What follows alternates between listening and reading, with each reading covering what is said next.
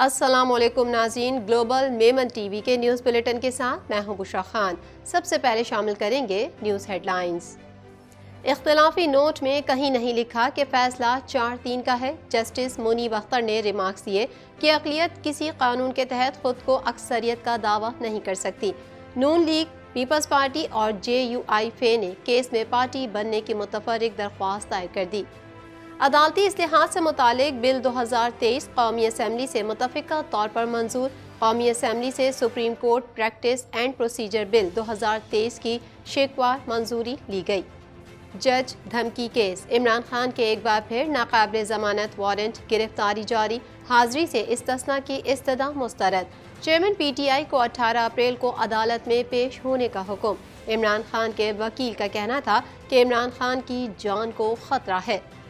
IMF نے petrol پر مجوزہ subsidy کی ابتدائی تجویز مسترد کر دی۔ IMF نے حکومت سے پیٹرول سبسڈی کا مکمل پلان مانگ لیا۔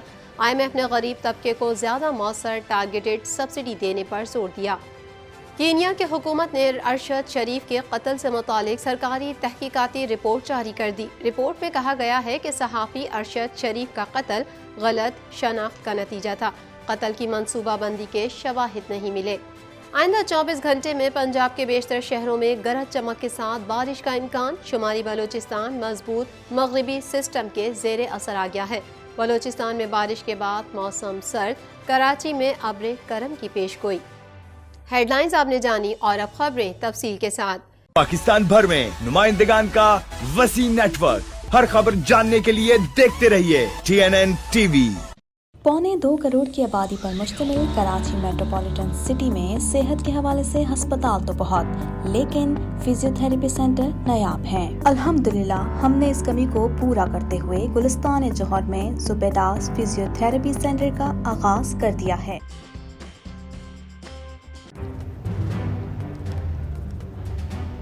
Islamic Finance TV, the only TV channel of the fastest growing Islamic economy in the world and the prime mover of Islamic finance news. Follow us on our social media handles and watch our reports and educational program at www.islamicfinancetv.com. For advertisement, please contact us at islamicfinancetv@gmail.com.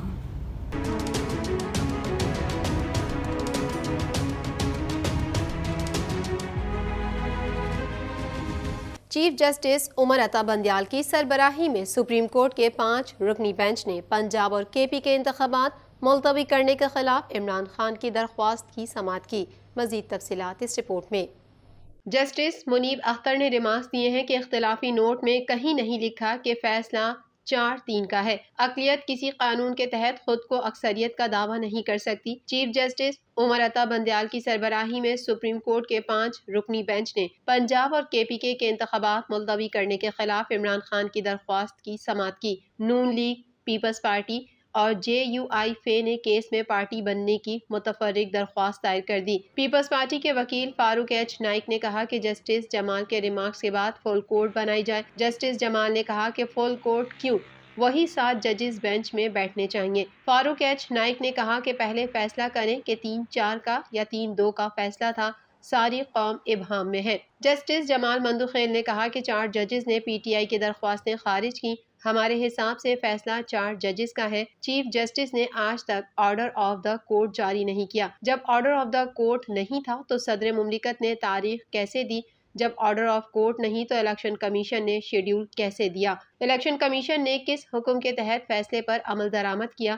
Election commission کے وکیل سجیل سواتی نے جواب دیا کہ election commission نے 1 مارچ کے فیصلے پر عمل درآمد کیا۔ عدالتی حکم کے بعد الیکشن کمیشن نے صدر سے رجوع کیا۔ صدر مملکت نے 30 اپریل کی تاریخ دی۔ کمیشن نے تاریخ مقرر کرنے کے بعد شیڈول جاری کیا اور انتخابات کی تیاریاں شروع کر دیں۔ آرٹیکل 224 کے تحت الیکشن 90 روز میں ہونا چاہیے۔ عدالتی آرڈر میں لکھا ہے کہ فیصلہ 3-2 سے ہے۔ 3-2 والے فیصلے پر 5 ججز کے دستخط ہیں۔ کمیشن نے فیصلے کے پیراگراف 14 اور ابتدا کی سطروں کو پڑھ کر عمل کیا۔ ممکن ہے کہ ہمارے سمجھنے میں غلطی ہوئی ہو۔ جسٹس منیب اختر نے ریمارکس دیے کہ کیا مختصر حکم نامے میں لکھا ہے کہ فیصلہ 4-3 کا ہے؟ 1 مارچ کے اختلافی نوٹ میں کہیں نہیں لکھا کہ فیصلہ 4-3 کا ہے۔ اختلاف رائے جج کا حق ہے۔ مگر اقلیت کس قانون کے تحت خود کو اکثریت میں ہونے کا دعویٰ نہیں کر سکتی؟ کھلی عدالت میں 5 ججز نے مقدمہ سنا اور فیصلے پر دستخط کیے۔ وزیر داخلہ رانا ثناء اللہ نے سپریم کورٹ کے باہر میڈیا سے گفتگو کرتے ہوئے کہا کہ عدالت سے انصاف اور ملک میں قانون کی حکمرانی کے لیے عدالت عظمیٰ کا کردار چاہتے ہیں۔ وزیر داخلہ کا مزید کہنا تھا کہ سپریم کورٹ کے پاس اخلاقی اتھارٹی ہے۔ جب سپریم کورٹ کے ججز آمنے سامنے ہوں اس وقت پارلیمنٹ کو اپنا کردار ادا کرنا چاہیے۔ اگر 2 اسمبلیوں کے الیکشن اس طرح سے ہوئے تو کوئی تسلیم نہیں کرے گا۔ انہوں نے کہا کہ اس سے پہلے جو ناانصافیاں ہوئیں لوگوں کو اس پر اعتراض ہے۔ ججز بھی کہہ رہے ہیں کہ فیصلہ 4-3 سے تھا۔ یہ عدالت کا اندرونی معاملہ نہیں ہے۔ آج بھی استدعا ہے سموٹو کو فل کورٹ کی طرف لے جایا جائے۔ عدالتی اصلاحات سے متعلق supreme court practice and procedure bill 2023 متفقہ طور پر قومی اسمبلی سے منظور کر لیا گیا۔ مزید جانیں گے اس رپورٹ میں۔ قومی اسمبلی کی قائمہ کمیٹی قانون و انصاف نے supreme court practice and procedure bill 2023 کی منظوری دے دی۔ عدالتی اصلاحات سے متعلق supreme court practice and procedure bill 2023 کی شکوار منظوری لی گئی۔ بل 2023 پر رائے شماری کی تحریک منظور کی گئی۔ محسن داوڑ نے بل میں ترمیم پیش کر دی اور وفاقی وزیر اعظم نذیر تارڑ نے ترمیم کی حمایت کر دی۔ محسن داوڑ نے کہا کہ کراچی کا نسلہ ٹاور بھی از خود نوٹس کی وجہ سے گرایا گیا۔ انہوں نے تجویز دی کہ ماضی میں 184/3 کے متاثرین کو 30 دن میں اپیل کا حق دیا جائے۔ اعظم نذیر تارڑ نے کہا کہ یہ ایک بار کی قانون سازی ہے، کوئی پنڈورا باکس نہیں کھلے گا۔ وزیر خارجہ بلاول بھٹو زرداری نے کہا کہ پاکستان میں ہم نے جمہوری آئینی بحران دیکھا اور ڈکٹیٹر کا مقابلہ کیا۔ پاکستان تاریخی مہنگائی اور معاشی بحران کا مقابلہ کر رہا ہے۔ روس یوکرین کی جنگ اور کورونا کے دوران عالمی معیشت پر بڑھتا دباؤ ہمارے ہاتھ میں نہیں۔ وفاقی وزیر قانون اعظم نذیر تارڑ نے کہا کہ سپریم کورٹ کے اندر سے بھی اس معاملے پر رائے کا اظہار کیا گیا، ایک فیصلے پر اختلافی نوٹ کی شکل میں، اور یہ محسوس کیا گیا کہ وقت ہے پارلیمان اپنا کردار ادا کریں۔ اعظم نذیر تارڑ نے کہا کہ کل قومی اسمبلی نے کہا کہ کوئی ایسا قانون نہ بنائے جس کو چیلنج کیا جائے۔ بل کو غور کے لیے کمیٹی کے سپرد کیا گیا اور بل کا مقصد ہے کہ اعلیٰ ترین عدالت میں شفاف کارروائی ہو۔ یہ بل بار کونسلز اور شراکت داروں کا پرانا مطالبہ تھا۔ بار کونسلز کا کہنا تھا کہ 184/3 کے بے دریغ استعمال کو روکا جائے۔ پہلے اپیل کے حق سے افراد محروم تھے، اب اسے بل میں شامل کیا گیا ہے۔ اعظم نذیر تارڑ نے کہا کہ بل میں ترمیم کی گئی عدالتوں میں زیر التوا کیسز پر بھی اپیل کا حق حاصل ہوگا۔ بل میں نئی ترمیم کے تحت آئینی قانونی معاملات میں بینچ کم سے کم 5 ججز پر مشتمل ہوگا۔ بل میں تجویز دی گئی کہ سپریم کورٹ کے 3 سینئر ترین ججز پر مشتمل کمیٹی از خود نوٹس کا فیصلہ کرے گی، جبکہ از خود نوٹس کے فیصلے پر 30 دن کے اندر اپیل دائر کرنے کا حق ہوگا۔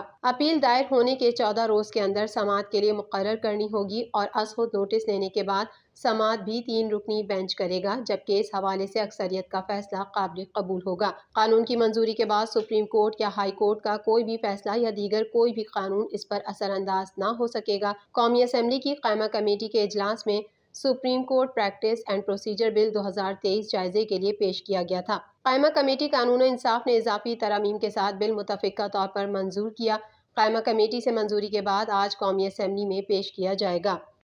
ڈسٹرکٹ اینڈ سیشن عدالت نے خاتون جج دھمکی کیس میں عمران خان کی آج حاضری سے استثناء کی درخواست مسترد کرتے ہوئے ان کے ایک بار پھر ناقابل ضمانت وارنٹ گرفتاری جاری کر دیے ہیں۔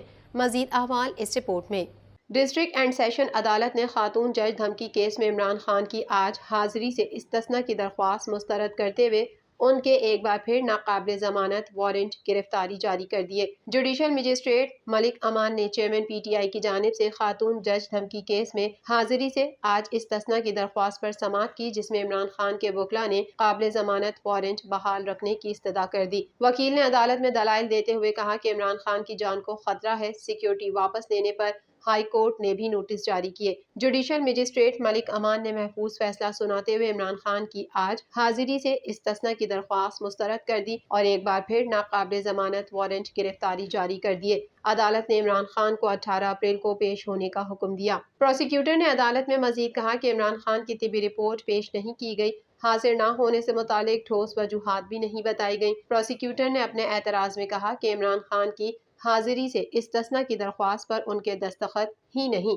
بلکہ صرف ان کے وکلاء کے دستخط ہیں۔ دوران سماعت پروسیکیوٹر نے حاضری سے استثناء کی درخواست خارج کرنے کی استدعا کرتے ہوئے کہا کہ عمران خان کے ناقابل ضمانت وارنٹ گرفتاری جاری کیے جائیں۔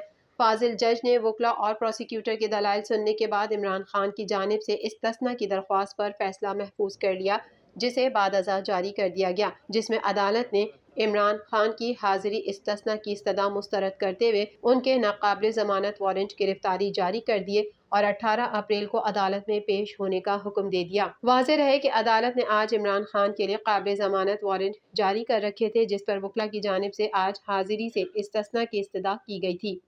بین الاقوامی مالیاتی ادارے نے پیٹرول پر مجوزہ سبسڈی کی ابتدائی تجویز مسترد کر دی۔ مزید تفصیلات اس رپورٹ میں۔ بین الاقوامی مالیاتی ادارے نے پیٹرول پر مجوزہ سبسڈی کی ابتدائی تجویز مسترد کر دی۔ میڈیا رپورٹ کے مطابق IMF نے حکومت کی موٹر سائیکل اور 800 cc سے کم گاڑیوں کے لیے سستے پیٹرول کی اسکیم پر شدید اعتراض کیا ہے۔ پاکستان اور IMF کے درمیان ورچوئل رابطے میں IMF نے پیٹرول پر سبسڈی کا نظر ثانی شدہ پلان تیار کرنے پر زور دیا۔ ذرائع کے مطابق IMF نے حکومت سے پیٹرول سبسڈی کا مکمل پلان مانگ لیا۔ وزارت خزانہ کے ذرائع کے مطابق 50 روپے فی لیٹر سبسڈی دینے کا مکمل پلان دیا جائے۔ ذرائع نے بتایا کہ پاکستان اور IMF کے درمیان ورچوئل رابطہ ہوا۔ IMF نے پیٹرول پر سبسڈی کا نظر ثانی شدہ پلان تیار کرنے پر زور دیا۔ ذرائع کا یہ بھی کہنا ہے کہ IMF نے غریب طبقے کو زیادہ مؤثر ٹارگیٹڈ سبسڈی دینے پر زور دیا۔ واضح رہے کہ موٹر سائیکل اور 800 cc گاڑی مالکان کو سبسڈی دینے کی حکومتی تجویز تھی۔ IMF نے اس اسکیم کی سبسڈی کنزیومر کی تعداد اور اسکیم میں ہونے والے نقصان سے متعلق حکومت سے مکمل پلان مانگا ہے۔ IMF غریب طبقے کو زیادہ مؤثر ٹارگیٹڈ سبسڈی دینے پر زور دے رہا ہے۔ کینیا کی حکومت نے پاکستانی صحافی ارشد شریف کے قتل سے متعلق سرکاری تحقیقاتی رپورٹ جاری کر دی۔ مزید جانیں گے اس رپورٹ میں۔ کینیا کی حکومت نے پاکستانی صحافی ارشد شریف کے قتل سے متعلق سرکاری تحقیقاتی رپورٹ جاری کر دی۔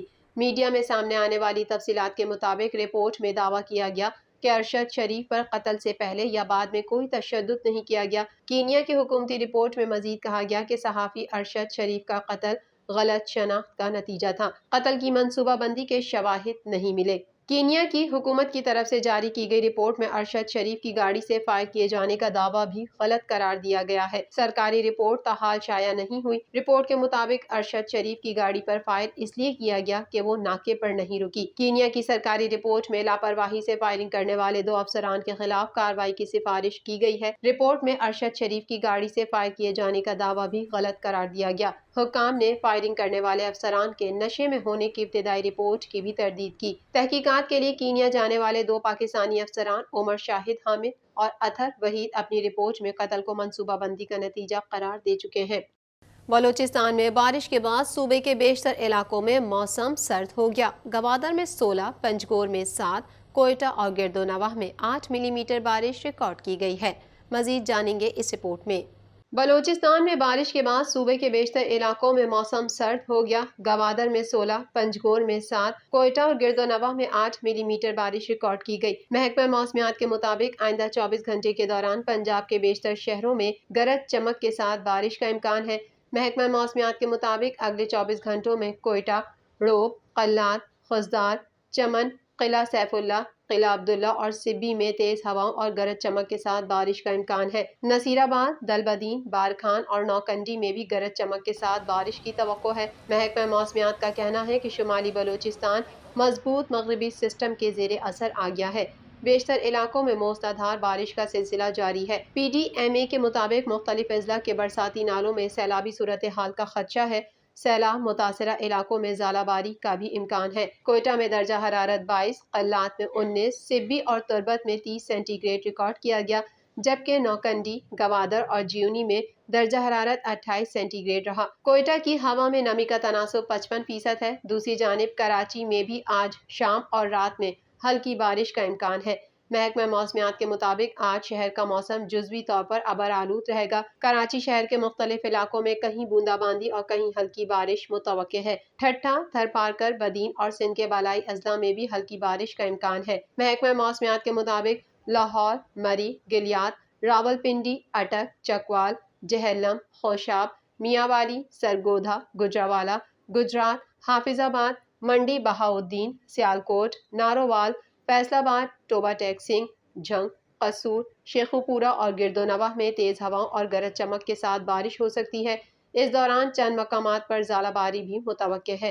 گزشتہ 24 گھنٹے کے دوران لاہور کا درجہ حرارت 26 سینٹی گریڈ ریکارڈ کیا گیا اور ہوا میں نمی کا تناسب 71% رہا۔ آئندہ 24 گھنٹے کے دوران لاہور کا درجہ حرارت 26 سے 28 سینٹی گریڈ کے درمیان رہنے کا امکان ہے۔